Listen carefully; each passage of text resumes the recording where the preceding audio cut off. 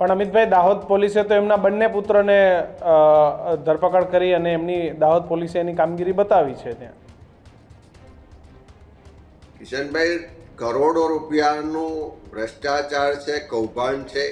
એક પથ્થર કે એક ઈંટ પર ના મુકાઈ હોય અને લાખો રૂપિયા ચૂકવાઈ ગયા છે, રેકોર્ડ પર છે. અમે પુરાવા સાથે, એફિડેવિટ સાથે સરકારને બધા જ પુરાવા આપ્યા છે.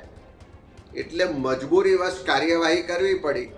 પણ એને પરિણામ સુધી લઈ જવું હોય, એને સાચા જે કૌભાંડીઓ છે, ભ્રષ્ટાચારીઓ છે, એને સજા કરાવી હોય, પ્રજાના જે પરસેવાના ટેક્સના પૈસાની જે લૂંટ ચાલી રહી છે, હજુ પણ ભાજપના મોટા માથાઓ આમાં સંડોવાયેલા છે.